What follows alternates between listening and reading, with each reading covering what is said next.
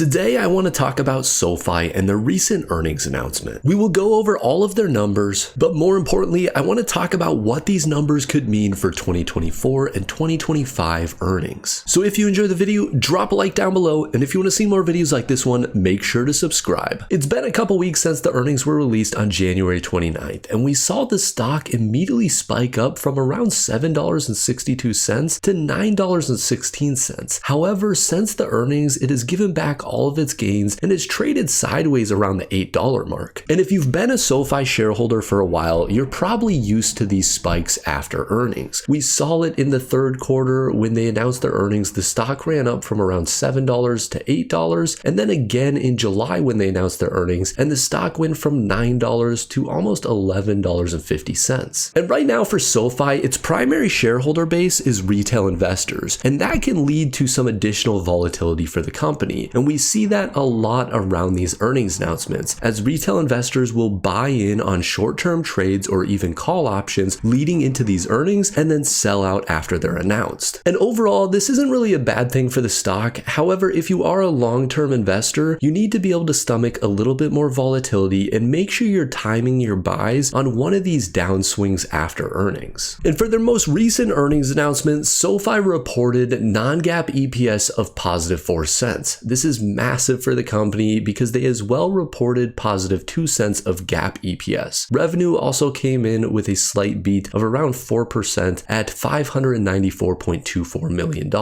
And overall, it's huge that SOFI came through with positive EPS numbers. They've been talking about hitting profitability in the fourth quarter over the last 6 months, so it's great to see that the management team knows where their numbers are at and is good about projecting where they are going to be at in the future. That will show a lot of confidence to investors about what the management team is actually saying and what they're looking at going forward for the business. For revenue, they saw solid top-line growth not only for the quarter but for the year, both coming in at 35% increases year over year. And profitability in the fourth quarter also made a massive flip. In 2022, they reported net income loss of $40 million. However, in 2023, that number has grown to almost $50 million of positive net income. For the full year, those numbers don't look as great. They had a total loss of around $300 million compared to 2022, where they reported a total loss of $320 million. However, what I would expect over the next 3 to 4 quarters is SOFI really start to flip this number and start seeing profitability continue quarter after quarter. And finally, for 2024, I would hope that they could get this number to around $200 million of positive net income. At the end of this video, we'll take a look at what $200 million of net income would look like on an EPS basis and how it compares to analyst expectations. However, for this quarter's EPS numbers, they reported non-GAAP EPS of positive 4 cents and GAAP EPS of positive 2 cents, compared to a year ago when they reported a loss of negative 5 cents. And overall, for 2023, they had a loss per share of around 36 cents compared to 2022, where they reported a loss of around 40 cents. So they're starting to head in the right direction. And again, maintaining profitability is really going to drive these numbers year over year to a much greater change. And Anthony Noto, CEO of SOFI, had some comments around total deposits, stating that they grew by $2.9 billion in the fourth quarter to a total of around $18.6 billion at year end. And over 90% of SOFI money deposits are coming from members who have direct deposit set up. And the comments around direct deposit is huge because basically that speaks to the consistency that they're expecting these deposits to continue into the future, right? If someone has direct deposit set up from their job, they're going to get paid on a weekly, maybe bi-weekly basis, and that money is going to be flowing into their SOFI account. And because more and more people are putting money into their SOFI accounts, they're also seeing growth of their debit transactions. For the quarter, they saw a total transaction volume of $1.5 billion.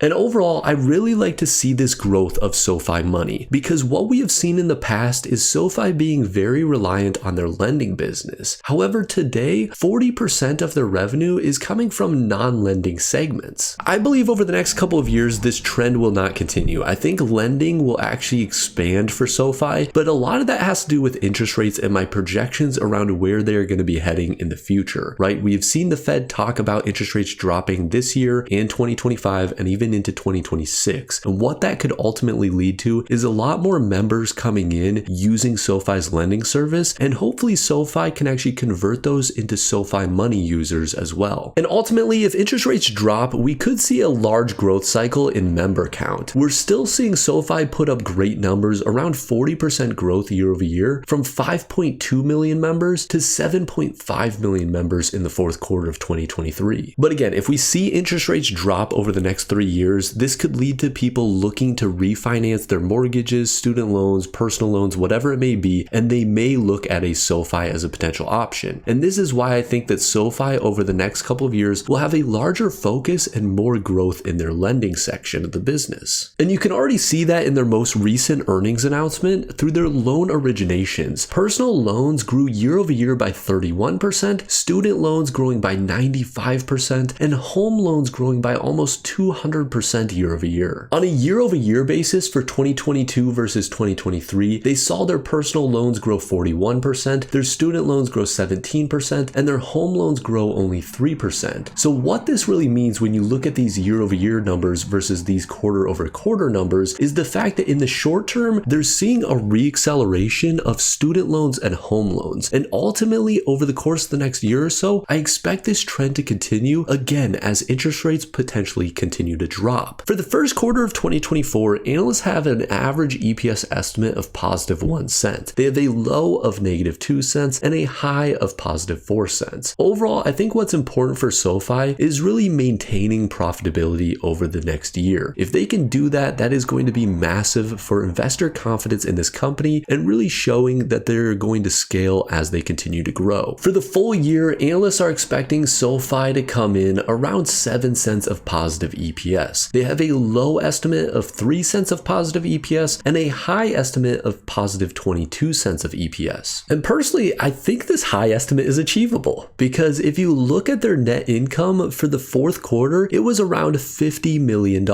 If they're able to do that each quarter for the next 4 quarters, that would equate to $200 million of net income. With their shares outstanding currently sitting around 951 million shares, that means that their EPS over the course of the next year would be about 21 cents of positive EPS. So again, in my opinion, I think that they could actually hit this high EPS estimate of 22 cents. The only thing is that they're a little bit dependent on what the Fed ends up doing, especially in the short term. If they start lowering interest rates in the first or second quarter of 2024, what we could end up seeing is SoFi getting a large boost in their business and them achieving these higher EPS estimates. However, if the Fed waits until later in the year, maybe even into the fourth quarter, I think that SoFi will struggle a little bit more to hit some of these higher numbers, and that's why analysts have a more safer EPS estimate of around positive 7 cents of EPS. But as I always say, never buy a stock just because some random guy on YouTube talked about it. Make sure you are doing your own research and looking into companies that meet your risk tolerance as well as your time horizon. With all that said, I hope you enjoyed the video. If you did, drop a like down below. And if you want to see more videos like this one, make sure to subscribe. And as always, guys, have a wonderful rest of your day.